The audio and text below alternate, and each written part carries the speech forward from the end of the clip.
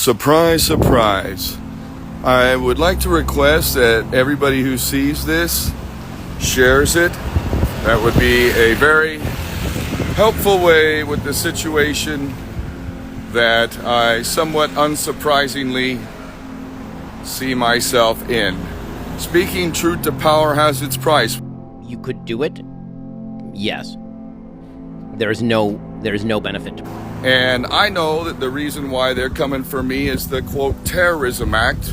Israel says I'm an operative of Hamas. I will never back down from speaking the truth. Truth is God, and God is truth, and I shall serve. So I really don't care about people's response to that. I perform for an audience of one, and that's God. What I have is the position, I have my heart, but the number one thing is we have God on our side. And for the people, even if you don't believe in God, God believes in you.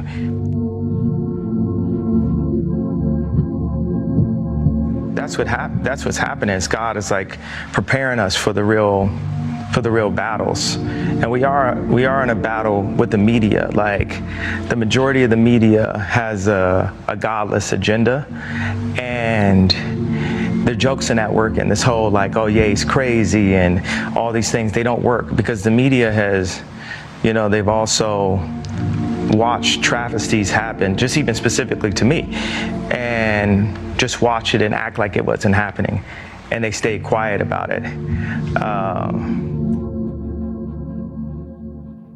If you don't hear from me on a regular basis now, the UK police have taken me, arrested me, under the false pretext of me being involved in illegal activities, specifically terrorism. I ask for you to check your brain. Thank you.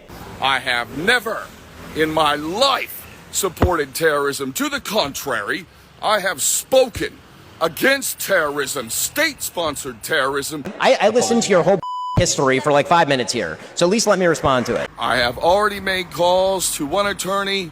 I have things lining up, and if I am in prison, make no mistake, they will they will be committed to making sure I have a, quote, accident. Later.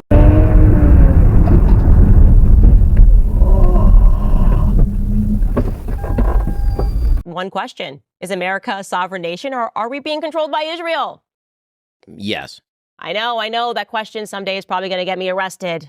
Yes. I know this anti-Semitism bill is making its way through Congress. And I don't know if we're going to be able to have free speech anymore. So let me get it all out while there's still time. And this last weekend, I made my position clear. Resistance in the face of a genocide is the least of our duty. And when it comes to England, mark my words, you will want the warriors who will fight for your families and your children. This is why I've been doing what I've been doing for decades, man, because I've seen the writing on the wall, and I know who's in charge of this country. You know who's in control, those who control the money. Jewish person? Let's look at the stats. I've got the facts. My money like Lizzo, my pockets are fat. Homie, I'm epic. Don't be a wap. Dog, it's a yarmulke. Homie, no cap. Look at the graphs. Look at my charts. You're blowing money on strippers and cars. You going to prison, I'm on television. You going to prison, I'm on television. Anyway. What's up, guys? Welcome back to another video. All right, so for those who don't know, this has become a dumb thing that we do on All Access. People ask me to sing, people ask me to play violin, and then every episode somebody asks for the gun show. So there it is. It's kind of, this is oriented vertically as opposed to horizontally. So it was bizarre, right? I don't. But here's what I will say about it. There you go. The gun show. It's been done. Yep. Such is life. Whatever it was that people said, whatever it was. Okay, no, I'm not going to turn around and flex my butt. Come on, Nathan, cut that out.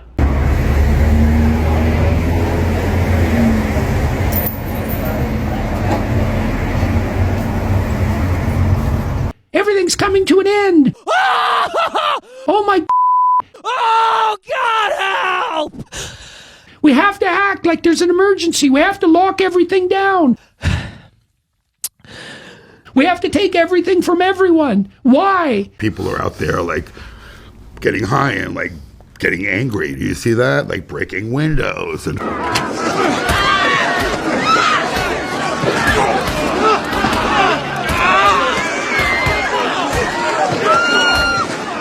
Everyone remain calm. We're all very special people. Stop it. Stop. Because I think the drugs aren't what they used to be before. Like before they were like, you take a hit, you just have some sex, right? But now it's like you take a hit. That's all garbage now. And that's why people are literally like losing their minds, you know? So, So I can be seen to be the savior of the planet. It's a very, very drug. It's very what? You have to use pronouns. It's like, fuck you, buddy. Yeah. Serious. The truth is, as we look back upon history, our enemy wasn't the German people, or the Austrian people, or the Italian people, or even the Russian people back in Crimea, or the French. The enemy has been an interconnected series of ideas which have dominated us for 60 to 70 years, called liberal ideas of one sort or another, that have led to one thing after another being given away, until the demographic nature of our cities itself is being given away, until our culture is partly in the process of being given away, although liberals believe that all can share it. But a culture that all can share doesn't have any meaning. If it's as promiscuous as that, what happens to the people who are here already?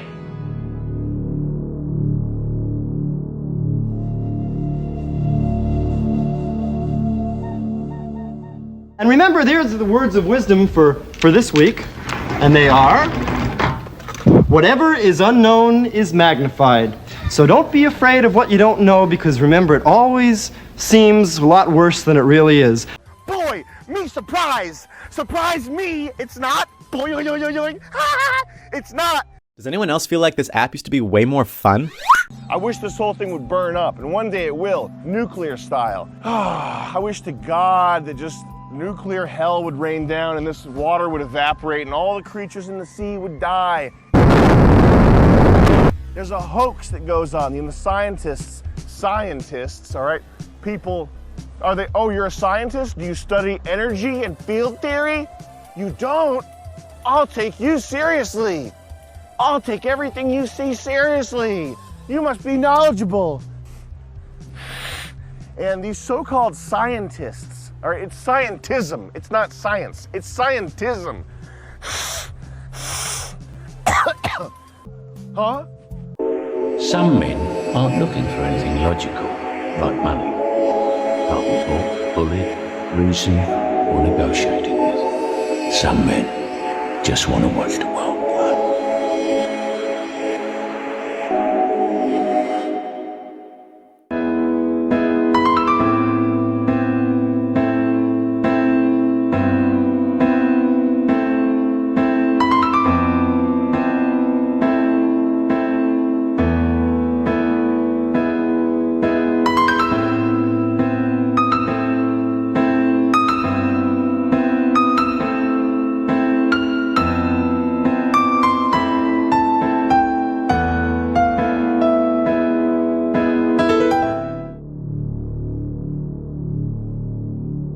He will also be accepted by worldwide Freemasonry and secret societies, which he is a member of. The ruling families know from past experience that the will of the people can defeat all their military and monetary might. Vietnam is a perfect example. There is no doubt whatsoever that these ruling families can be totally defeated by turning their three worst fears into a reality. Since the Committee of 300 Families created think tanks to mastermind a plan for global control, citizens must also create think tanks to mastermind a plan to stop them. Learn who the past and present members of the Committee of 300 are. At the top of the list are the royal families of Britain and Denmark, the international banking families, and the affiliated political families. Find time to research and read about the Committee of 300. Dig beneath the hype and propaganda, connect the dots, and share your information. Shadow banning. But first, let's explain what it is, and then I'll get to why I find it annoying. Shadow banning, in the context of social media or a site like YouTube, is when your posts stop showing up for people, but you're still able to post. You haven't been banned. You're still using the site like always, but perhaps they flagged your account in a way that you don't know about, and now your posts aren't being seen by as many people, or they're not being included in hashtag searches or trending topics. You're just posting into the void, and the only way that anyone will find your posts is if they're directly looking for them. Like writing a diary that only your brother reads when you're not home and then mocks you for in front of your friends later. Fuck you for not being useful, for not being respectful to human lives and human rights. I'm not the fucking killer! I know. Did she just say fuck?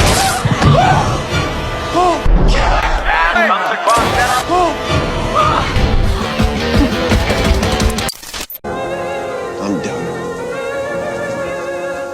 I am done apologizing. I am done being persecuted for my strength. You people should be thanking Christ that I am who and what I am because you need me. You need me to save you. You do. I am the only one who possibly can. You're not the real heroes. Are still underground, you know what I'm saying? They're still raw. I don't try to, polish up my shit for nobody. I don't, I tell it like it is. What isn't a fucking lie? Well, I would say from... around the world believes that the Holocaust took place. Why do you think it didn't? Well, Montel, it's very important to understand that no one says that those pictures are not real, as you indicated at the beginning of the program. The pictures are very real, they're very horrible, they're very tragic, and we've all seen them. We've all heard that 6 million Jews died in the Second World War during the Holocaust. But it's very important to understand what these pictures show and what they don't show. These pictures were taken in Bergen-Belsen concentration camp at the end of the war by the British when they liberated the camp. But people showing these pictures, and it's a very, very terrible pictures, nobody denies that, nobody says it didn't happen, nobody says it's not true. These people were victims of starvation and disease. They died in the last weeks of the war. And they died in the last weeks of the war as, in fact, indirect victims of the war. British doctors who were at the camp themselves at the time the camp was liberated, and many inmates who were at the camp there and elsewhere have also confirmed that conditions at Belsen, although certainly not a country club, were relatively good until the final weeks and months of the war. And that was because in the final weeks and months of the war, all of Germany, all of Europe was in complete chaos. All the railroads were ruined. It was impossible to supply food. It was impossible to supply water. And particularly at Bergen-Belsen, thousands and thousands and thousands of Jews were evacuated from camps further to the east as the Soviets were coming in and sent into this and other camps which were enormously overcrowded. And these people died in large numbers by disease and starvation. But if the policy of the German government had been to exterminate these people, they would have long since been dead, and these pictures would not have been taken. In fact, the German government policy during the war was a very grim one, it was a very harsh one, and so forth.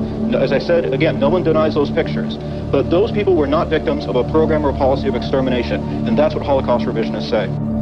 Chances are, you probably suspect you already occupy the inverted world. The inverted world is what happens when you begin to see facets of reality that other people refuse to see or even mock you for seeing. The inverted world is when the curtain is pulled all the way back, revealing all of the strange and absurd and dark machinations that operate in the shadows of reality. And this is the place where we're going to talk about it all. 7 months ago, on October 7th, Hamas was able to carry out its shocking terror attack against Israel. Despite Israel's intelligence, military, and security apparatus, commonly considered to be the best in the world. Bearing in mind Israel's incredibly sophisticated and capable defenses and brigades of trained IDF soldiers stationed near the Gaza border, the scale and the operational success of the Al-Aqsa flood attack surprised even Hamas. Hamas representative Ali Baraka explained to the Washington Post the ease with which Israel's entire security apparatus disintegrated. We were expecting to get a smaller number of hostages and return to Gaza, but the Israeli army collapsed in front of us. What were we to do? Well, in response to the Al-Aqsa flood attack, the Israeli military's retaliatory efforts, codenamed Operation Swords of Iron, has resulted in the deaths of over 100 journalists, 190 United Nations staff, 34,000 Palestinians, including 13,000 children, displaced nearly the entire Gaza population of 2 million people, and cost the United States almost $50 billion. So how did October 7th happen? Well, almost everyone in mainstream media was quick to call it an intelligence failure. The Guardian told its readers on the afternoon of October 7th that Hamas's murderous attack will be remembered as an Israeli intelligence failure for the ages. While the attack was still ongoing, on October 7th, Politico quoted Israel's former deputy national security advisor saying, quote, "It's a failure in terms of intelligence, operationally. It's clear that we were caught totally unprepared by them." Former deputy national intelligence officer on the Middle East, who's now at the Atlantic Council think tank, firmly educated the public that, quote, "This was an intelligence failure. It could not be otherwise." Chagrin. In fact, Israeli Prime Minister Benjamin Netanyahu quickly tweeted, then deleted a statement saying that he had absolutely no prior knowledge of this coming attack, saying, quote, "Under no circumstances and at no stage was Prime Minister Netanyahu warned of war intentions on the part of Hamas." The tweet said that before it was promptly deleted. Why did Netanyahu's team delete that tweet? Did he, in fact, have intelligence that there would be an attack by Hamas? Well, the evidence seems to point to only one answer. Yes. Foreign security services, Israeli security services, and the Israeli public all knew that Hamas was planning a violent cross-border incursion where they would attempt to overrun and attack the kibbutz communities in southern Israel, and then take prisoners back to Gaza. And they also knew when. But it happened anyway. 10 days before the attack, and then again 3 days before the attack, Egypt's intelligence officials actually sent repeated warnings to the highest levels of the Israeli government. In one of those warnings, Egypt's premier intelligence minister, General Abbas Kamel, personally called Netanyahu and warned him that Hamas was about to do, quote, "something unusual, a terrible operation." Unnamed Egyptian officials told Ynet News that they were shocked by Netanyahu's indifference to the news.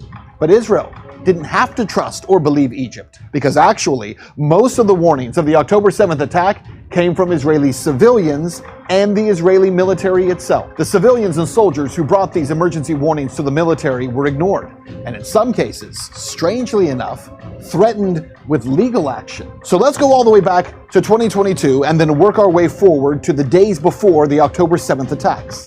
Hamas followed its own blueprints that Israel already had in its possession with shocking precision. So Israel literally had the attack blueprints. But were they taken seriously by the IDF?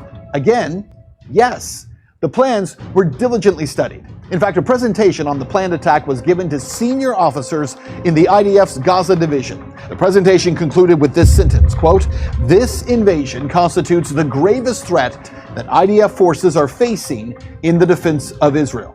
So in response to all of this, did Israel's intelligence apparatus actually enhance or beef up their surveillance of the Hamas militants along the Gaza border?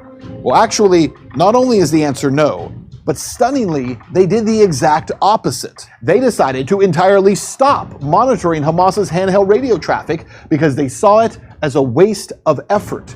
Even though during that same time, in 2022, Israelis living in the kibbutz communities near the Gaza border, most of whom have some type of military training because of Israel's mandatory IDF service laws, they were, according to Israeli media, picking up clear evidence that Hamas was practicing the breaching of the fence and conquering kibbutzim and seizing hostages and destroying everything in their path. Then in April of 2023, again, this is still 6 months before the attack, the IDF, according to Israeli media, actually did something even more surprising. They restricted the ability of Israeli citizens living along the border to monitor Hamas's wireless traffic. In September of 2023, that's less than a month before the attack, the head of the IDF's Devil's Advocate intelligence unit, which challenges prevailing narratives within Israel's military, twice alerted senior decision makers in both the army and the political spheres about Hamas's plans for a large-scale cross-border military operation. He reiterated those warnings in person at intelligence branch strategic assessment sessions on September 26th and September 27th. This is just days before the attack. During this period, again, just days before the Al-Aqsa flood attack, Israeli civilians residing in the kibbutzim near the Gaza border were witnessing with their own eyes and ears constant and enormous Hamas training exercises. The army reportedly turned a blind eye. One of these Israelis, Ben Shoshan, worked as a tour guide in the southeastern Israeli region surrounding Gaza. In a radio interview just days before October 7th, she remarked, quote, "Hamas has been training for weeks right up against the border, sometimes in massive numbers. I tried to warn the officers, but they told me I didn't know anything. and that I was safe.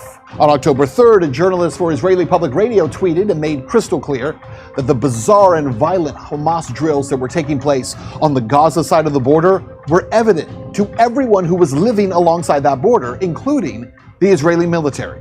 The Islamic Jihad organization started noisy exercises very close to the border, with missile launches, simulating breaking into Israel and kidnapping soldiers. Didi Fold, a resident of Netiv Hatara, said, "It was significantly closer than previous times. The children wake up and they ask what's going on. There are explosions, booms.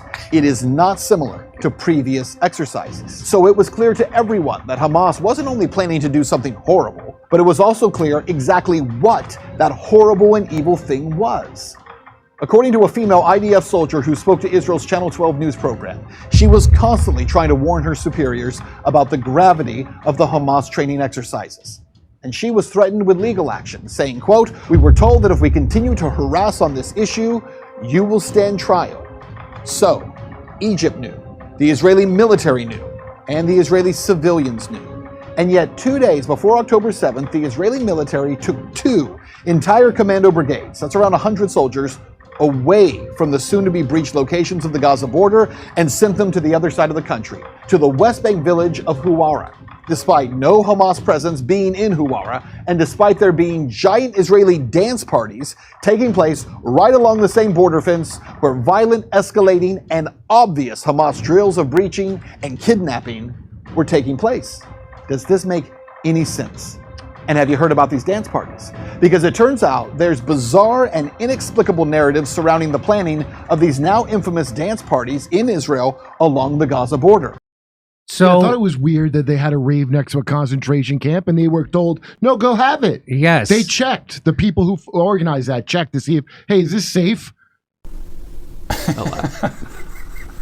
But deep down, there's a great disquiet in all of our people about the radical and manifest changes that are happening. They look around and they think, what's it going to be like in 50 years? In 100 years? In 150 years? Are we to be reduced to a third of the population? To 20% in 180 years' time? What will happen to our culture then?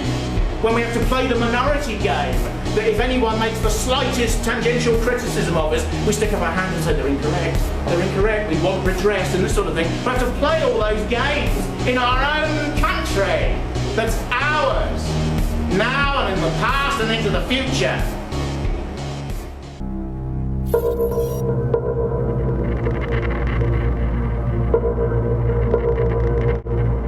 40 years ago, when Netanyahu was Israel's ambassador to the United Nations, he met Menachem Mendel Schneerson, the leader of the Chabad Lubavitch movement, known simply as the Rebbe. The Rebbe reportedly believed Netanyahu had a mission from God to prepare Israel for the coming of the Messiah, or in Hebrew, the Moshiach. Over the next decade, the two men developed a close relationship. Soon after entering Israel's parliament for the first time, Netanyahu paid his respects to his mentor.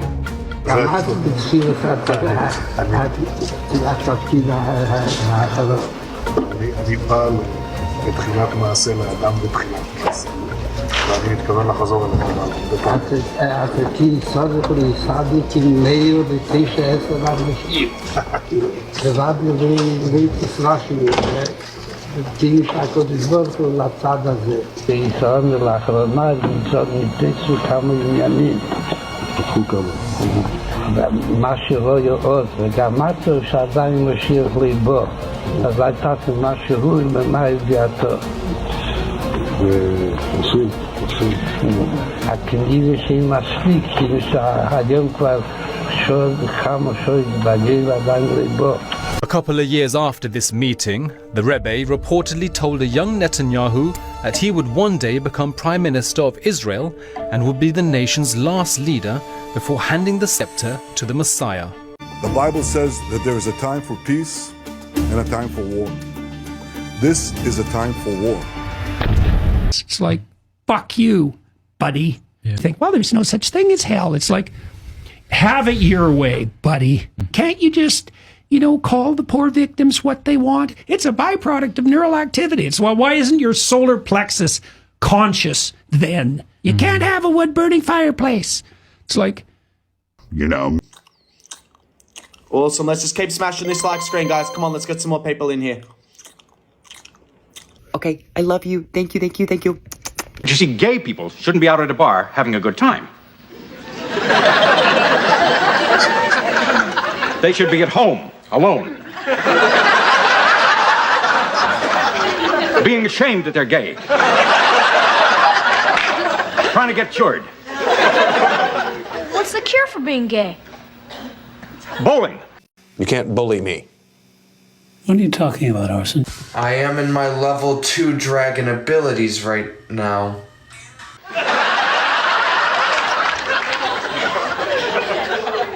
Bowling? Well, it's a start. See, these gay guys have to start doing something manly. That's what brings them around. I thought you didn't want him around.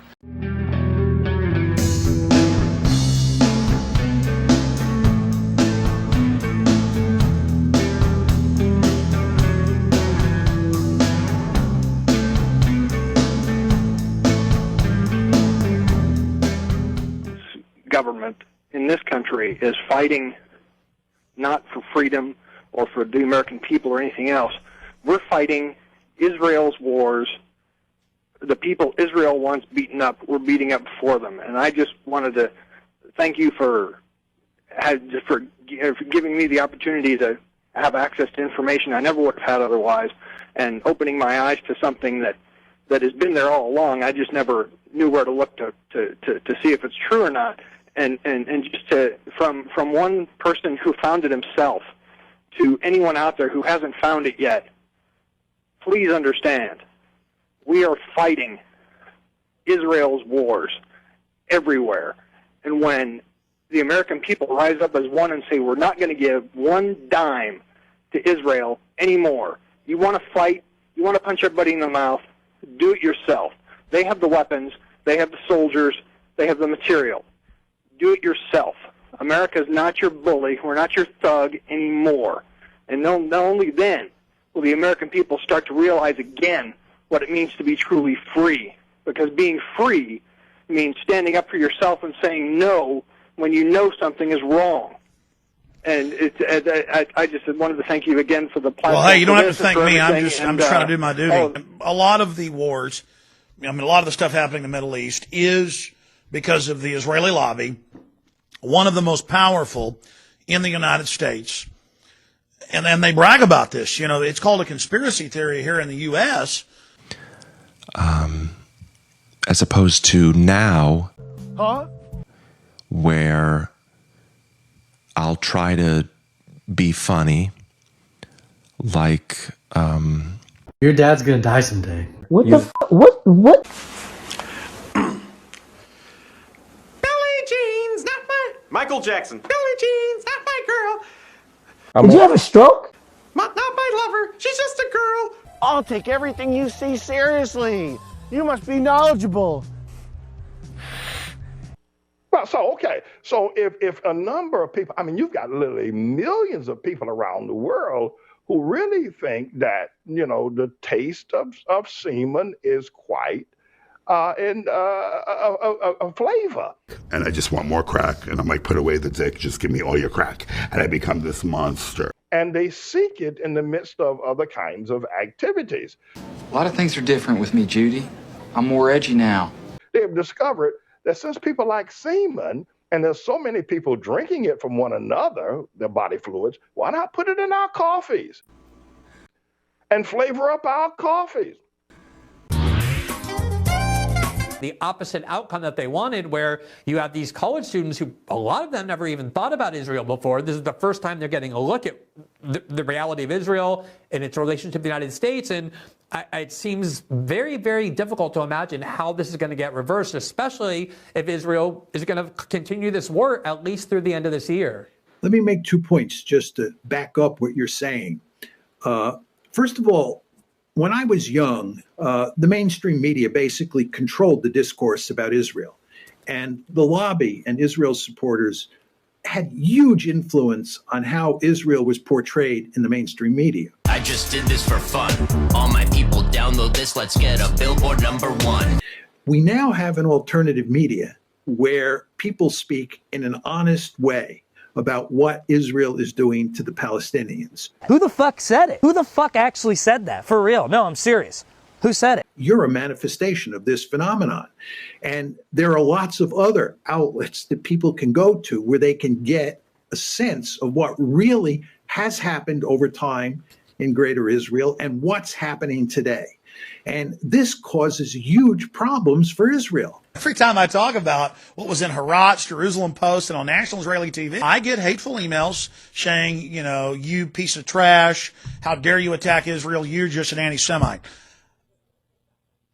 You know, I found out that the Zionists funded Hitler and made a deal with Hitler not to let Jews out of Germany that wouldn't go to the Middle East, that wouldn't go to Israel, then Palestine.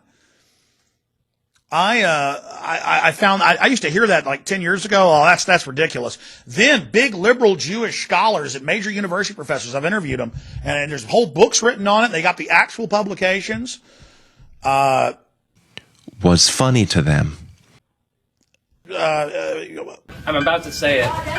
It's wrong to say that the Arabs are anti-Semitic because they're Semitic, folks. They're as Semitic as you can get. But how can anybody listen to such filth? Okay, here's one person in cable news who did some real journalism, okay? Huh?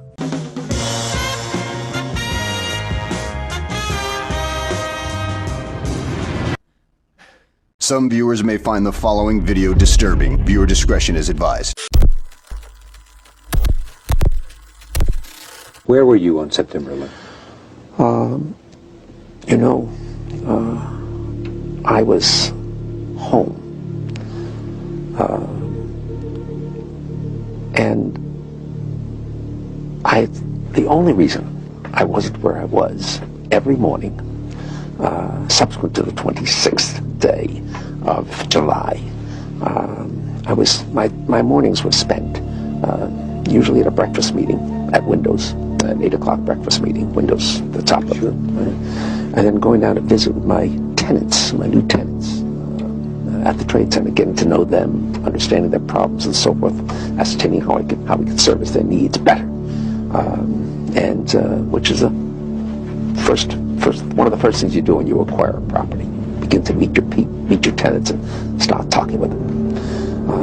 And so my mornings were spent at the Trade Center, and then in the city, there's a great deal of question about whether or not the damage and the ultimate destruction of the buildings was caused by the airplanes, by architectural defect, or possibly by bombs or aftershocks. Do you have any thoughts on that? Well, it was an architectural defect. You know, the World Trade Center was always known as a very, very strong building. Don't forget, that took a big bomb in the basement. Now, the basement is the most vulnerable place because that's your foundation, and it withstood that. And I got to see that area about 3 or 4 days after it took place because one of my structural engineers actually took me for a tour because he did the building. And I said, I can't believe it. The building was standing solid, and half of the columns were blown out. I mean, so this was an unbelievably powerful building.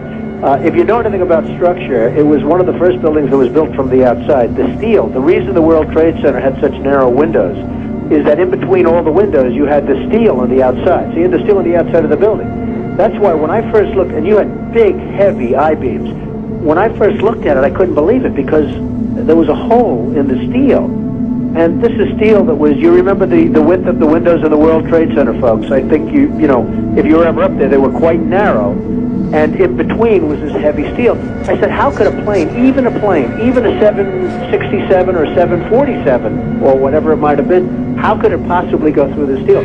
I happen to think that they had not only a plane, but they had bombs that exploded almost simultaneously, because I just can't imagine anything being able to go through that wall. Most buildings are built with the steel is on the inside around the elevator shaft. This one was built from the outside, which is the strongest structure you can have, and it was almost just like a can of soup. You know, Donald, we were looking at pictures all morning long of that plane coming into building number 2, and when you see that approach the far side, and then all of a sudden, within a matter of a millisecond, the explosion pops out the other side. Right. I just think that it was a plane with more than just fuel. I think, obviously, they were very big planes. They were going very rapidly, because I was also watching where the plane seemed to be not only going fast, it seemed to be coming down. into the building. So it was getting the speed from going downhill, so to speak. It just seemed to me that to do that kind of destruction is even more than a big plane, because you're talking about taking out steel, the heaviest caliber steel that was used on a building. I mean, these buildings were rock solid, and you know, it's just an amazing thing. This country is different today, and it's going to be different than it ever was for many years to come. Very profound statement and very true. South Tower, and then the towers collapsed. That's basically 9/11 for most of us. Plane, tower, tower. Now the problem is that in the background you have a third tower, and it's called World Trade Center number 7, and this tower also collapsed.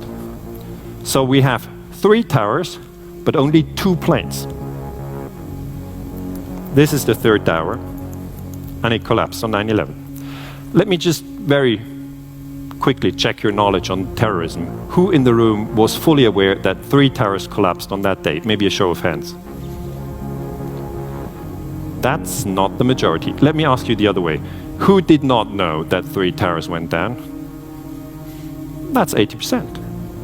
Now keep in mind that you are amongst the most clever people that exist on the globe, because that's, you know, because you come to TED, that shows. But I just urge you that if you don't know that, then this means that we are not very well informed about terrorism at all. At the time I was teaching history at Zurich University in Switzerland, and my students had to read the 9/11 Commission report. That's a 600 pages thick document, and I wanted my students to find out, why did the third tower collapse? Okay, it was not hit by a plane. Why did it collapse? And we found out that the third tower is not being mentioned in that report. There's, you know, no mentioning that 3 towers collapsed. And that's quite a big mistake. You can't say, well, 3 or 4 towers, let's not be picky. No, it is important, okay? It matters. So all I learned about 9/11, I learned it from my American friends. I have researchers in the United States who told me there's a group, it's called Architects and Engineers for 9/11 Truth, who say there's something wrong with this building. And what this group says is, this building was brought down through controlled demolition. In 2008, the US government published a new report. The National Institutes for Standards and Technology published that report, which said column 79 of the building was destroyed through office fires, and that led to the free fall of the building. Think again. The building has 81 columns. And the architects say, in order for the building to fall symmetrically, all 81 columns have to vanish at the same second. For that, you need controlled demolition.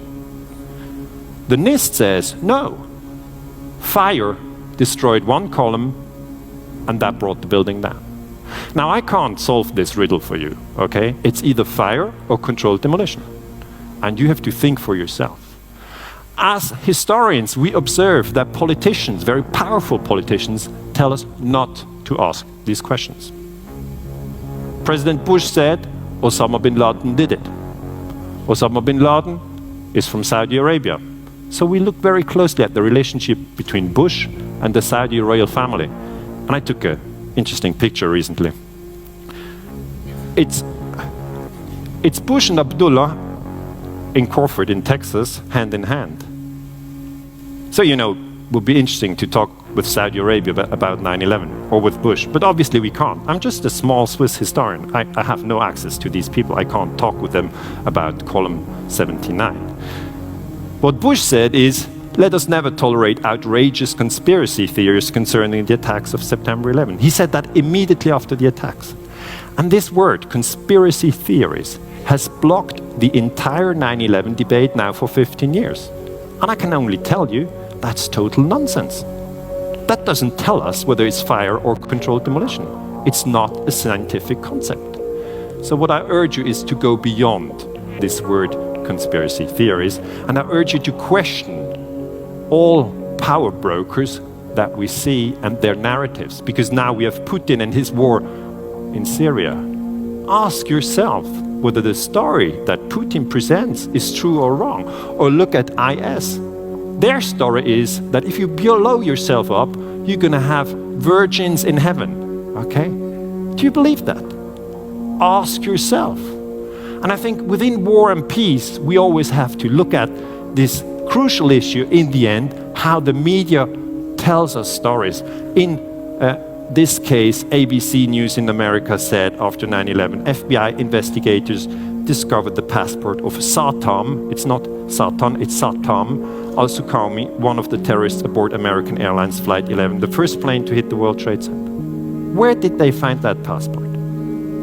Here. This passport was found here and linked the Muslim world to terrorism. Had it been a Hindu passport, too bad for the Hindus. So I tell you, it is very important what we have in our head. Because what we have in our head is our thoughts. Our thoughts shape our actions. They influence our feelings. So ultimately, I think, what is the story in your head will decide of whether we have more peace or more war in the 21st century. Thank you very much. Israel, their people, the Jews, are better than all of us. They're better than all of us. And you need to accept that. A lot of people hate Israel. A few later. I fucking love it! I want you to take these bats and beat these gentlemen to death.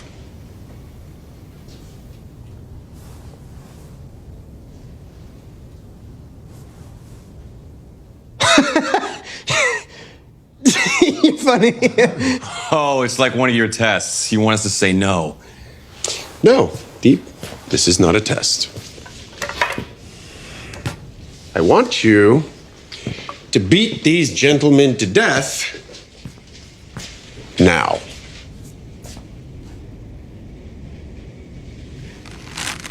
I think maybe we should go. Truth is, your whole life is a lie. We build your trust. The world falls apart around you. If you weren't so distracted. If it's truth you seek, look in the dark.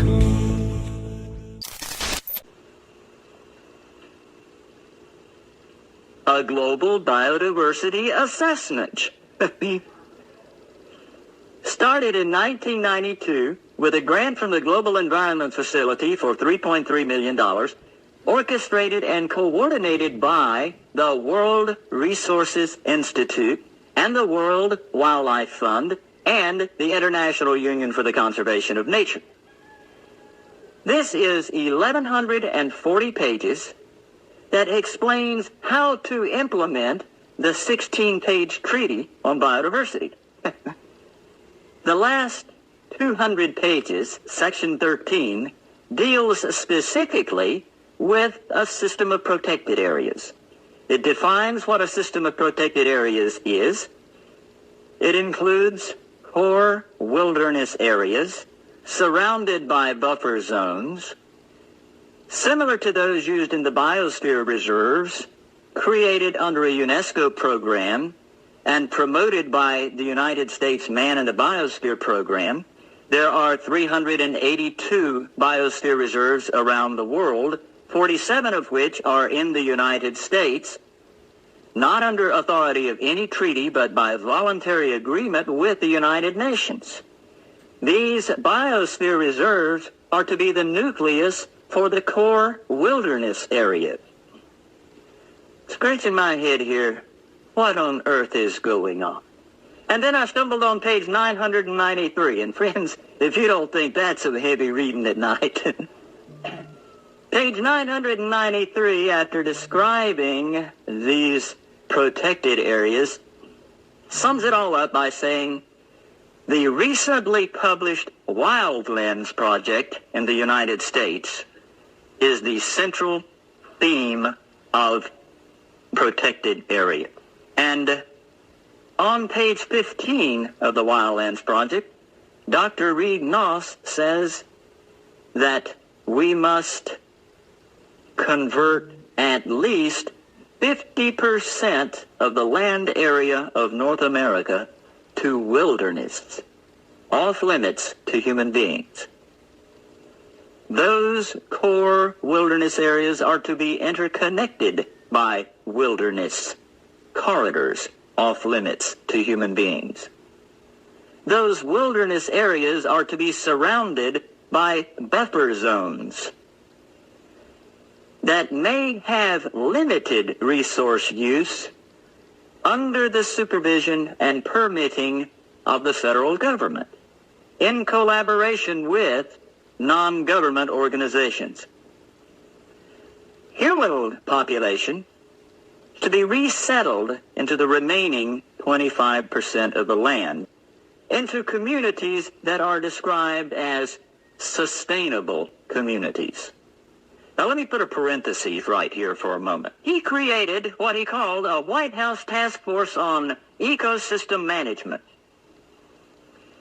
He called 20 federal departments together and said, you will create an ecosystem management policy, and you will implement the ecosystem management policy throughout the federal government, Department of Interior, Department of Agriculture, Department of Commerce, Department of Education, throughout the federal government. They developed what they called multimedia enforcement.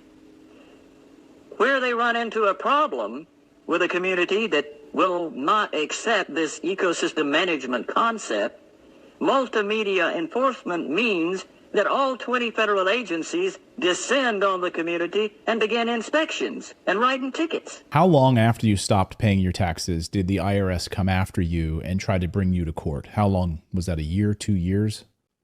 In 1994, they had me under criminal investigation for a year and a half.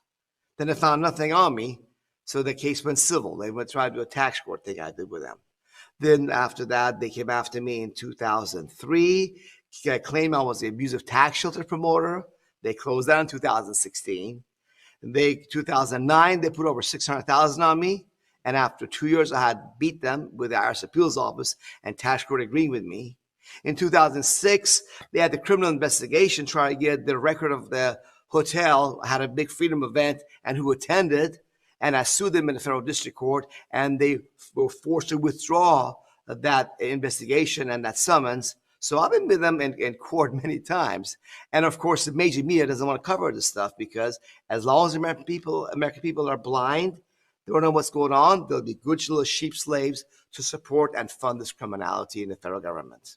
So for our viewers out there probably saying to themselves, my God, I don't want to have to deal with all this court back and forth, back and forth, back and forth. They're going to come after me. They're going to try to lawfare me, which is, bleed me dry with legal fees and lawyer fees and all of these things, so that I might as well, I'd just be better off paying my taxes so I don't have to then have to pay all these legal fees to lawyers and everything. That's not the case.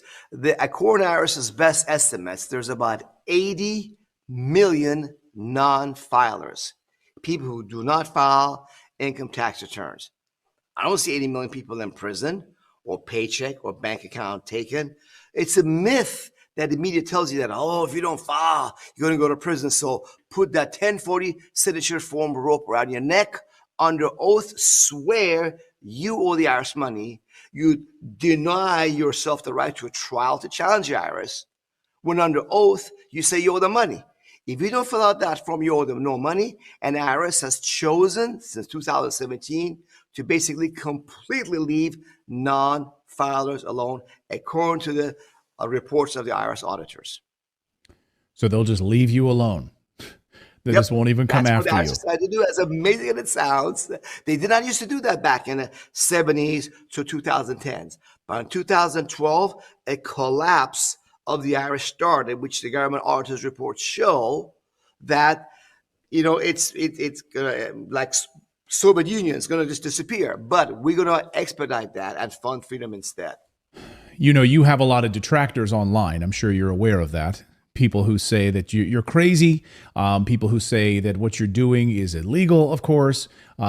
People say that you are paying your taxes, that you're using staff members' names to file your taxes, and that you're not a lawyer, that you're an accountant. So there's a lot of people going after you online. What do you say to some of their criticisms of you about this? Are they trying to bring you down? Do they have any legitimate concerns? What do you say to these people? It's just simply not true. I have not filed a income tax for over 30 years as a matter of principle. I am a freedom fighter first, Clayton. I'm not here for the money. I'm here because, go back to Iran, what I have over there. Here is the last bastion of freedom on earth, where the system recognizes our rights come from our creator. We're born with it. So it's just simply not true. But, they always put out lies about you, because if they're not put me in jail for not paying income tax openly, for teaching Americans not to pay income tax openly, they cannot do that. So What they can do, they can just try to sow some innuendo and hearsay, call you this, that, the other. That's all they can do. Yeah, they've thrown out things like that you have a law school, but you never filed for a license for this school. Correct. Because I don't need to. We don't need a permission from government to teach.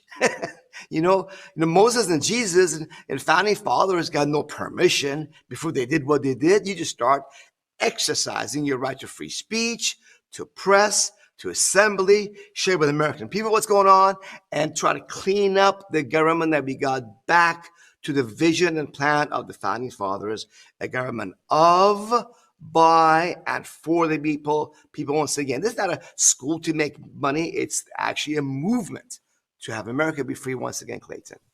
Okay, so let's talk about then some of the people you've helped, because I'd be curious about this. So you haven't paid taxes for over 30 years. You have this, you have this school that teaches people how to do this.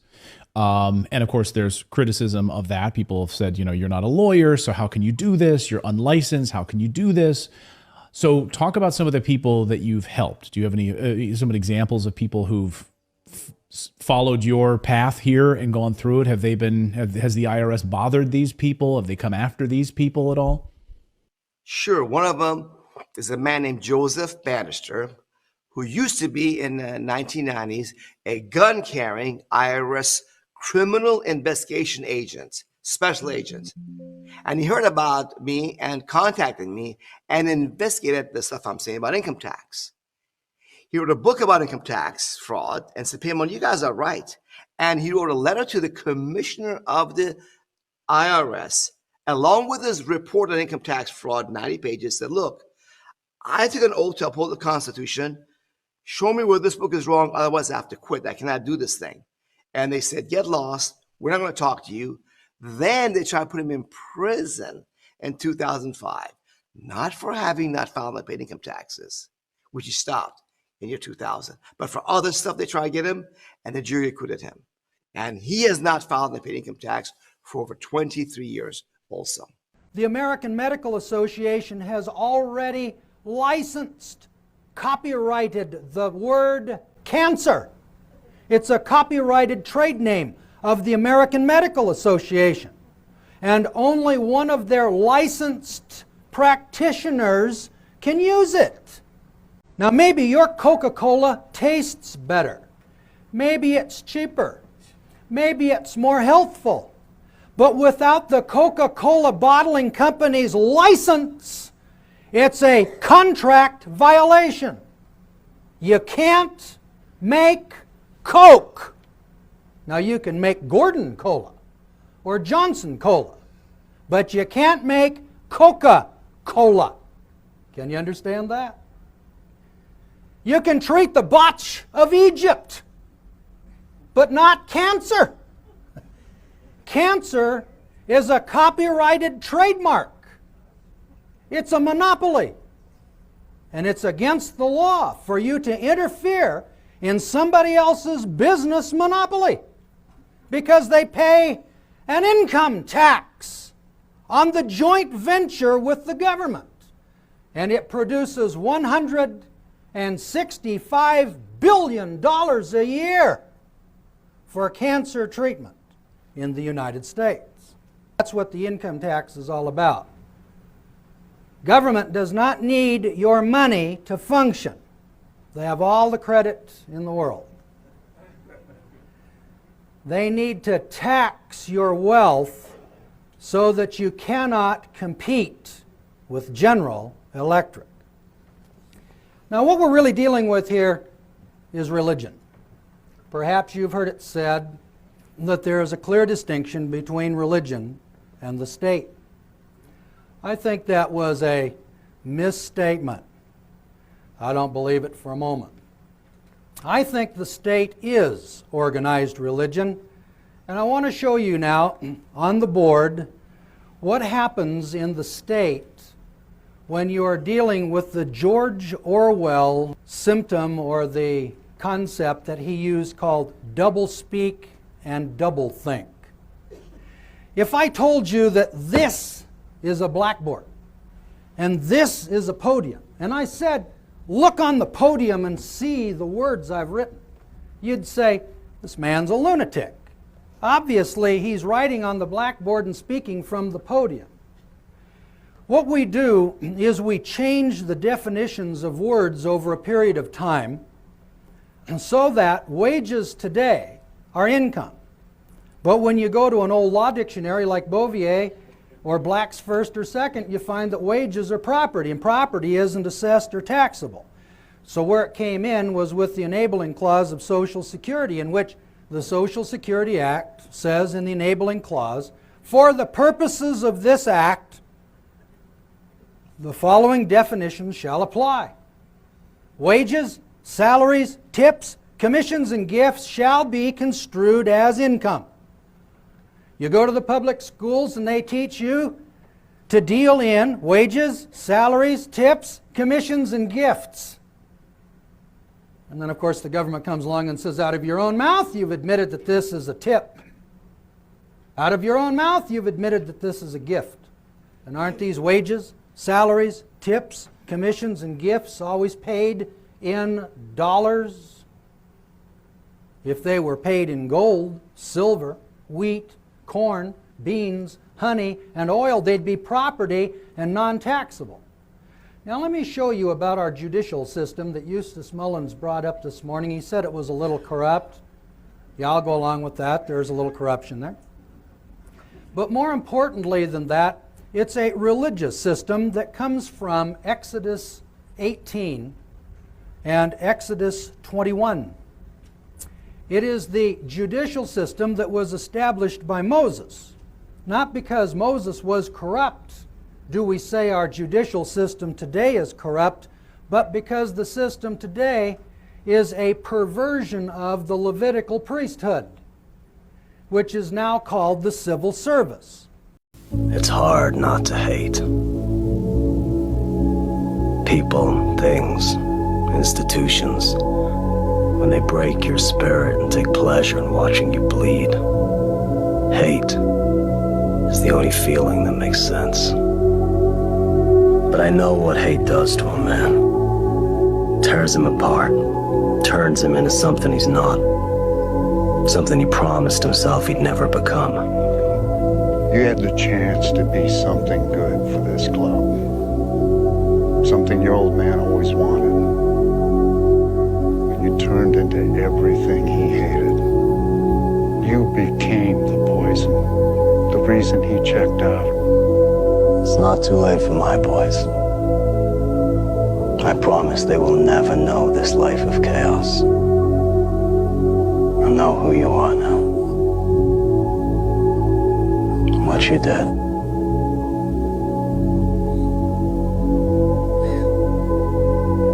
I love you, Dad.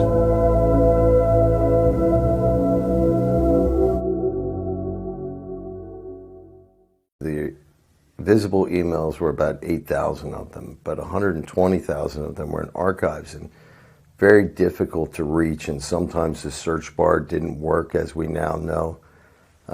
And so at first we thought we were just going to bring to the fore all the things that Merriman and Associates had found: 128,000 emails, 28,000 images, yada yada.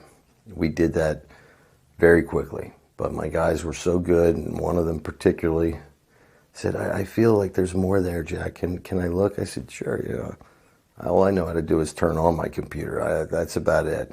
And he started searching. First thing we found were 4,000 little microscopic thumbnails of erased pictures. Those pictures were brought up. We can see them all. Then I'm sitting there. I've been on the phone, as you can imagine, all week. And he says, my God, I just found another 20 gigabytes of this and that and this and that. And ultimately we found 450 gigabytes of what Hunter thought was erased material. Now, some of it was duplicate, but amongst those things were 80,000 images and videos. And when my tech guy first started looking at them, it was very uncomfortable. Many of them were young girls, for some reason, sending pictures to Hunter with their tongues out. And I said, you've got to stop. You have to stop. If he meant to erase these pictures, I was feeling there could be a high likelihood that there was something that no man or woman with a soul would want to see, and then I would be instantly obligated to go to the Swiss police. And I wanted to make sure before that eventuality had to come to pass that we had archived all the other material. Now, since then, we found thousands and thousands of PDFs we didn't know about. We believe that we've been able to scrape all the attachments. We keep finding more and more things. And so that became quite horrifying. And that's where we are, people. And in short order, I'm going to make it available to the world. My original intention on coming here was to make copies for the United States Senate, the House of Representatives, and U.S. law enforcement, because every single crime that Hunter committed, other than espionage, is also a state crime. Pedophilia, money laundering, grooming of children, human trafficking, drug dealing. All these crimes can be prosecuted at the state level. And as I said earlier, why would we wait for Mrs. Peter Strzok to do something about it? Because we know her husband didn't do anything about it, because he testified against the president in the first impeachment while being in possession of Hunter's laptop. Here's something that I think everybody has to understand, and I've not gotten a clear answer. The Washington Post has not gotten a clear answer. Josh, I don't believe you've gotten a clear answer. The Senate Judiciary Committee, who finally contacted me about a month ago, had no answer. It appears that that FBI agent who picked up Hunter's laptop and those who he was associated with never filed Hunter Biden's laptop into evidence at the FBI. The FBI received the laptop on the 9th of December 2019, but they actually were informed of its existence earlier. Now, what did they do about it? I don't know. I've not seen any confirmation that they've done anything. As far as I can tell, the trial in Delaware is about taxes. It's not about abusing children. It's not about trafficking women. It's not about putting in jail the crack dealers all across America who Hunter used to keep his habit up. And I think it's very important that I say this right now. The crack laws in the United States of America put almost 200,000 African American males in jail. Anybody can look it up. The ACLU did a study about a lost generation. Joe Biden wrote that law. That law made 1 gram of crack cocaine equal to 100 grams of powder. And it destroyed entire communities. So BLM, if you're listening, I hope you're getting your blood pressure up. You study what? Pharmaceuticals? Here's your face. Here's your face. Here's the face of the average. Hey, John Cena. Huh? Is that my son? Is that my son? Are you there? Hey, how may I help you, my sister? Oh. Why in God's name don't we teach history in history classes? A black man invented the light bulb, not a white guy named Edison. Okay? Thank you, Corinne. Are you guys here at the White House in full-blown freak-out mode? Thanks, everybody.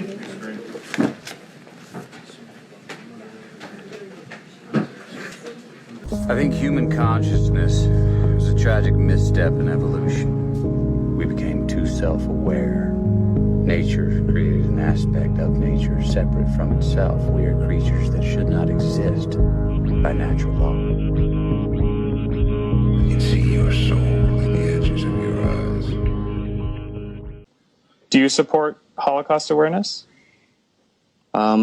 Take a look around. I mean, I don't know if I've thought about it. We are here in response to something I have seen growing in the prophecy community. Are you listening, Russia? Are you listening, Iran, Turkey, Hamas, Hezbollah? Are you listening? You know, Persia is, a modern-day Iran is ancient Persia. It was Persia till 1935, and Iran is the Farsi word for Persia. Okay, it's the country along with Russia and Turkey who are going to be the three main people groups are going to invade Israel in the last days. God is going to crush you when you invade that sacred soil that He has given to the Jewish people. So Turkey, Russia, and Iran are the big three bad guys of the Bible, according to these pastors. Now, since Russia just invaded Ukraine, clearly this is setting the stage for the end of the world, right? But where exactly are they getting this information from? It all stems from the specific verse found in the book of Ezekiel. Set your face toward Gog, of the land of Magog, the chief prince of Meshach and Tubal, and prophesy against him. Now, to most of us, including myself, this is just a big word jumble, but let's actually try to understand what this prophecy is saying. God specifically revealed himself to the prophet Ezekiel and tells him to prophesy about a specific figure that would come in the future. He is called Gog, of the land of Magog. The term Gog was widely used in Ezekiel's time to denote a powerful leader. Think of Genghis Khan, where Khan was also used as a placeholder for a powerful person of renown. Now, what does this Gog or powerful leader do according to scripture? After many days you will be called to arms. In future years you will invade a land that has recovered from war, whose people have been gathered from many nations to the mountains of Israel. You and your troops and the many nations with you will go up, advancing like a storm. You will be like a cloud covering the land. So we see a massive invasion of Israel happen after they are regathered from the nations, which takes place under the leadership of this Gog figure. Now, since Israel was reunified in 1948, and the capital was moved to Jerusalem in 2017, the stage seems to be set for this prophetic invasion to occur, since Israel is back in the land. So Gog is said to be of the land of Magog. With all this hype about Russia fulfilling Bible prophecy, can you guess where people put Magog on the map? Scripture says a nation from the extreme north of Israel will march on her, called Gog and Magog. If you look on any map, you'll see that is the geographical area of Russia. Yeah, Gog may come from this region, Russia, Georgia, Azerbaijan, Armenia, Turkey. Gog, as he's called here, and from the land of Magog, could be translated the land from the far north. If you start in Israel and on the map and just go straight north, then you're going to have Russia. So now you get it. Why do some people think Russia is fulfilling Bible prophecy? It's because they have connected Gog and Magog to the land of Russia. And this Gog that is mentioned is said to be a future Russian leader. Many even think that Putin himself is Gog in the flesh, and this invasion of Ukraine is just the beginning of what will eventually lead to a future Russian invasion of Israel. But is this really biblically accurate? Did the prophet Ezekiel really see a future Russian-led coalition of nations? Or is the truth far more sinister? First, we have to understand that when Ezekiel was given the prophecy, the Magogians were not located in Russia, but were actually located in Anatolia, or what is now modern-day Turkey. Pliny the Elder, a 1st century Roman military commander, referred to the Turkish city of Hierapolis as the heartland of Magog. Herodotus, the Greek historian who lived 150 years after Ezekiel, put Meshach and Tubal squarely in Turkey. Now remember, Gog is said to be the ruler of these two provinces. In fact, If you look at the majority of Bible atlases, you will find that most of them put Magog here in Turkey, as opposed to here in Russia. Okay, now hold on a second. There is actually a case to be made for a Russian connection to Magog, and it goes a little something like this. Sure, the Magogians were originally in Turkey, but according to the ancient historian Josephus, Magog founded the Magogians, thus named after him, but who are by the Greeks called the Scythians, or peoples north of the Black Sea. So the Magogians become the Scythians, who migrated northward to the Black Sea, and eventually became Russia, and voila, Gog and Magog are Russian. But hold on, is this really the responsible way to go about identifying these nations? Let's look back at Ezekiel's vision. Persia, Cush, and Put are with them, all of them with shield and helmet, also Gomer with all of its troops, and Beth Dagorma with all of its troops, the many nations with you. Now here's where it gets interesting. Cush is said to be Sudan, and Put is said to be Libya. And of course we can't forget about Persia, which is modern-day Iran. And these pastors would actually agree with me. And the other countries that are mentioned, Put, Cush, refer to Libya and possibly Morocco and Algeria. But anyway, they're going to be in northern Sudan. Okay, so this is the map that they're giving us. This is the current popular mainstream view of the Gog and Magog invasion, according to these pastors. Now Cush, Put, Persia, Beth Dagorma, and Gomer are all said to be the same people groups living in the region at the time of Ezekiel's vision. But wait a minute, didn't we trace the migration of the Magogians from Turkey into Russia? Why wouldn't we do the same with these other nations? After all, the Cushites, native to the land of Cush, migrated all over Central and Southern Africa. The ancient peoples of Gomer, or Gomeri, migrated westward and became the Gauls, which eventually migrated all over Western Europe. So should we expect Tanzania to be a part of this last time invasion? Or Ireland to join in? The truth is, if we use the migration method to locate the Magogians in Russia, we should do the same with these other nations, but it doesn't happen. So if we really want to know the truth about the identity of Gog and Magog, we need to look through Ezekiel's eyes when he was given the vision. How did Ezekiel, at the time the prophecy was given, understand these names? Well, at the time of the prophecy, Magog was simply Turkey. Persia was modern-day Persia, Iran, okay, Cush and Put. We're talking Sudan and Libya, North Africa. So according to Ezekiel, the map turns from this to this. Now why is this significant? Well, if we dig even deeper, the map turns into this. The fact of the matter is, every single nation mentioned in Ezekiel's prophecy are currently Muslim-majority nations. And since Gog is the chief prince of Meshech and Tubal, which are primarily located in Turkey, that means Gog must be a Turkish leader. Now this is an even deeper clue because Turkey was the former seat of the Muslim coalition of nations known as the Ottoman Empire, which coincidentally ruled the same lands we see in Ezekiel's prophecy. So did God reveal a future Islamic invasion of Jerusalem from the former seat of Muslim power in Turkey? Time will tell. Currently, the Turkish President Erdogan is calling for a revival of the very empire that Ezekiel warned would rise again to march on Jerusalem.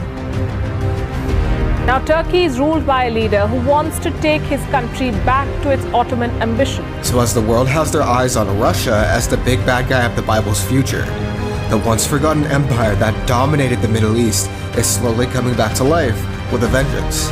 And if it does, it might just set its sights on the only threat to Muslim rule in the neighborhood: Jerusalem.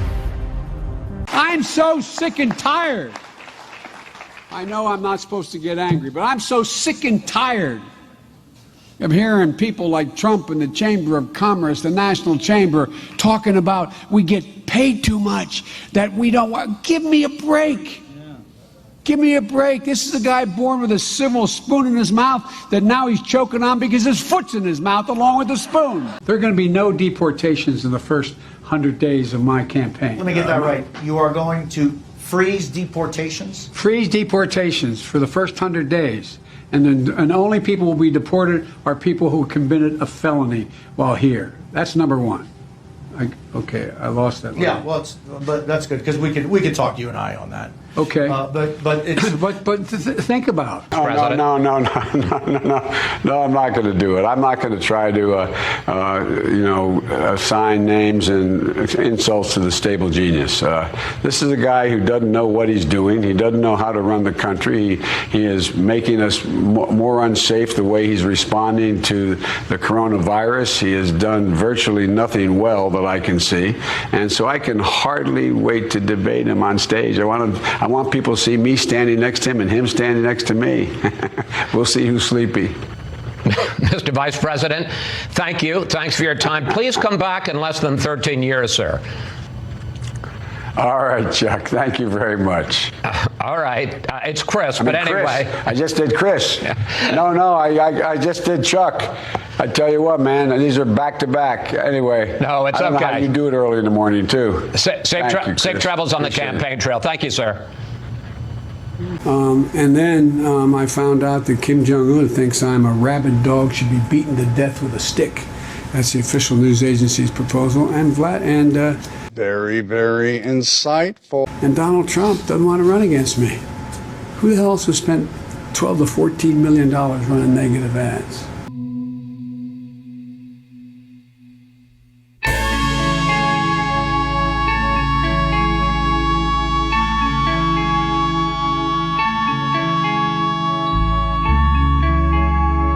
Come on, everybody. We need to get this revolution started. I've got land here in West Texas, and I'm letting people live on my land for free.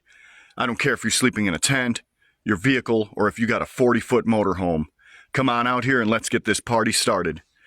Let's freaking go. You're gonna freaking make me blush. Hey, a rose that should, help with the smell. Don't call me fat man or you will get banned. I can tell you that right now.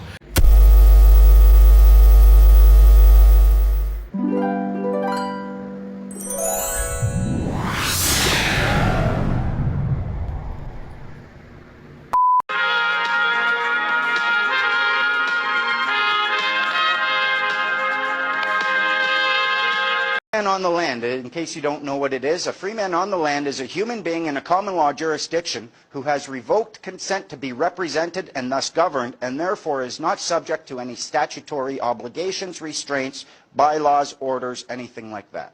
What you call a law has nothing to do with me. And this has been proven to me a number of times. The last time I got stopped by a cop, 11:30 at night, I'm at a bus station. I'm at a bus stop. I got 12 beer beside me. I'm going over to my friend's place. I crack a beer, a cop goes by, I went, oh, this is going to be fun. He pulls right up, he gets right out, and you know how they get out, they're all angry. Hey, what are you doing? You're drinking in public, that's against the law. You know I could arrest you under the Liquor Licensing Act, the Liquor Control Act, and I could confiscate your beer. The first thing I do, God's peace to you, good officer. If you're going to arrest me, I want you to know I'm a peaceful man and there will be no violence necessary.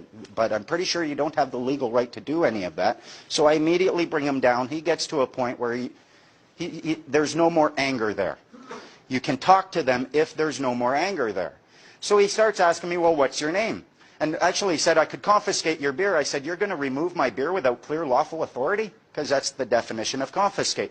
So at that point, you start using some of these words, and you know the definition of them. He's going to step back a little bit. He's looking for the weak. He's looking for the people who have no idea what these words mean. He asked me for my name. I said, well, I'd love to help you, but I don't know if you're operating legally or lawfully. I don't know if you want my legal name or a lawful name. He goes, well, I'm acting legally. I want your legal name. I said, do you have proof of claim? I have an obligation to have such a thing? Okay, fine. I'm acting lawfully. Fine. My name's Rob. What's your last name? Why do you need that if you're acting lawfully? I don't even have a last name. I have a family name. Okay, well, what's your family name? So finally, he seemed like a decent guy. We were talking a little bit. He used to do masonry. I told him I was a mason. So I gave him the information. He punches it in his computer. He's there. I'm sitting over here. He punches my name in the computer, looks at it, squints. I smile and wave. He looks at it, gets on the horn. He's on that horn for a good 5 minutes. Comes out, puts down the horn. He's like, comes out. You know what he says to me? Mr. Menard, the West Vancouver Police Department would be deeply appreciative if you would refrain from drinking alcohol in public. Couldn't get away fast enough. They punch my name in that computer, it comes up, free man on the land, no statutory charges without the express written consent of the Attorney General. They don't want anything to do with me. This is the power that you can have over these people. This is what, it doesn't mean there is no law. It doesn't mean that I can go out and I can harm. It doesn't mean I can damage property. It doesn't mean I can use fraud in my contract. It just means that they can't use... I'm about you up and down. You'll be coming back, no doubt. Baby, please don't make a sound. You're waking up my neighbors now. I'm about you up and down. You'll be coming back, no doubt. Baby, please don't make a sound. You're waking up my neighbors now. Keep quiet, can you shut your mouth? It's all a secret till the truth comes out. I'm about you up and down. You'll be coming back, no doubt. I think about you all day, low-key. Meaning I don't want you to leave. The object was to produce a field of invisibility for the ship.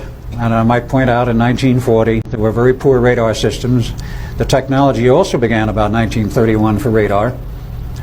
But we didn't have anything like a really sophisticated radar system in 1940, so they were concerned about ship invisibility.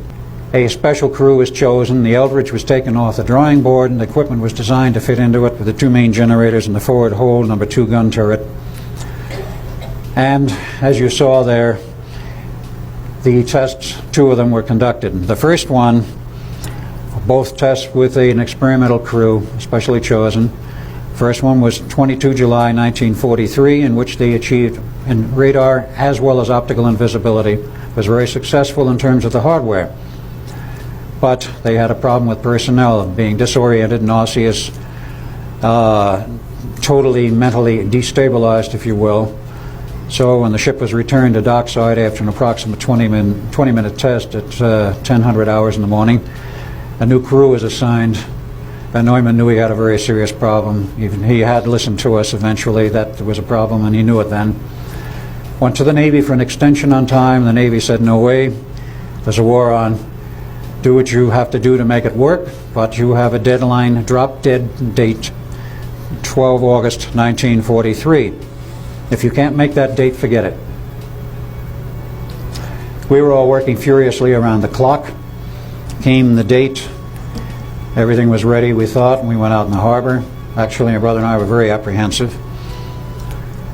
So we were given the radio command, as per the movie, turn the equipment on for about 70 seconds. To the outside observers, everything appeared to be functioning correctly. Radar invisibility was achieved. There was no true optical invisibility, though there was a great haze of fog, greenish in color. And then after about 70 seconds, the ship disappeared completely. As the movie indicated, on board, there was a great deal of problems. We realized from the outset that something was wrong, seriously wrong. And when everything started to nearly explode around us, we tried to shut the equipment off, found the handles frozen. We could not shut it off. We got zapped. We decided the only way out was outside. And we both simultaneously got the idea, let's jump overboard and jump in the bay and swim ashore. We jumped overboard all right. We did not wind up in the bay. We wound up on shore at Montauk, Long Island, inside the perimeter of a military base at Montauk, which was then known as Fort Hero and was the other terminal of this experiment known as the Phoenix Project, at approximately 2 a.m. in the morning. And a very bright light was shining approximately 2 a.m. in the morning, and a very bright light was shining down on us. We felt this fence in back of us. We didn't know where we were or what had happened. A very, very bright spotlight and this noisy thing overhead, a helicopter. What did we know about helicopters? Sikorsky was still working on them in '43. MPs grabbed us, took us down below into one of the labs, and we were confronted by Dr. Van Neumann, an old man. He says, I am Dr. Van Neumann. We've been expecting you. And he says, you're who? He says, you're a doc. We have been expecting you. I am Dr. Van Neumann. He eventually convinced us of the fact, and of course looking around there, seeing video displays, terminals, equipment like we had never seen, we knew something was wrong. He told us briefly, we know what has happened. The 2 experiments have locked up. We've created a huge hole in hyperspace. The Eldridge is in it. You have to go back and smash the equipment. and return that ship to its normal place. I said, we can do this here. The Phoenix Project did achieve total control of time and space. She's trying to discredit me. Who gave you the authority? How dare you? You are a I'm spy. Son of that region. You're I'm a spy child for of that Israeli conflict. intelligence, You Massab. It is not funny. It's not funny. That's hilarious. Your tale, It's your not false funny at narrative all. need to It's- stop because it's you not are funny at all, creating chaos. Massab. Listen, Abby, you are bringing Massab, you're chaos to the very- United States and you will be held accountable. You are just a criminal like them. Sure. Okay, Massab, you can't be taken seriously, and you're not legitimate because you are literally, you have I worked don't for care Israeli if you take me intelligence to out seriously your or own not. people. But listen, Sooner okay, but or Massab, later you you can't discredit realize- my reality as well. You can't discredit my reality as well. I was in the West Bank. I had assault rifles Then pointed don't at my head from a dare you. 17-year-old Don't dare you American try from to Palo discredit me. Alto. That's an occupation. You are in my domain Massab. right That's now. a military occupation. Okay, you are in my domain. When you come to my domain, you have to pay respect. You have to respect all the effort that I put to save human lives, and you cannot reduce that into some propaganda because why it's on not. earth would I It's not respect you about for Israel. putting It's the about leader of Fatah, Massab? You put the most unifying, popular Palestinian figure. You are credited to putting him in prison. This is someone who would win an election against Hamas. He is a peace activist. He was fighting for a two-state solution. This isn't about Hamas, and you know it. This is about you shutting down, tamping down on all factions of Palestinian society. And let's be clear, what is Palestine supposed to do? What are Palestinians supposed to do when in 2018, thousands of Palestinians in Gaza marched peacefully to this fortified perimeter fence that Israeli snipers have authorized themselves to shoot to kill? And that's exactly what they did. They massacred over 200 peaceful demonstrators, medics, press, journalists, clearly marked press, disabled people in wheelchairs, and children. These are all violations of international law and the Geneva Convention. Israeli snipers perched up behind sand dunes picked people off one by one in a methodical slaughter over the course of several months. That's when Palestinians tried to peacefully protest. So I think the question should be, what should Palestinians do? Because they're not even allowed to advocate for their legal rights. They're not even allowed to raise up a Palestinian flag. I visited a place called Sebastia in the occupied West Bank, and Palestinians were shot and in the hospital for simply erecting a Palestinian flag on a hilltop several days prior. This is the brutal reality of military occupation in the West Bank, Massab. I mean, I want the violence to end. I empathize with the victims of both sides of this. And that's why I want to get to the root of the conflict. Yes, I don't go out there and say Jews can't be trusted like you say about Muslims. I empathize with all civilian life. I believe and cherish the sanctity of human life. And that's why I want to get to the root of why violence occurs, Massab. And people called me a cannibal, and everyone believed them. They're like, yep, that guy ate people. And you're just like, what? Like, what are you talking about? Do you know what you have to do to be a cannibal? You have to eat people. Like, I don't want your fucking apology. All this is my fault. What do you want? What? Do you want forgiveness? Now? After you raised me like a fucking lab rat?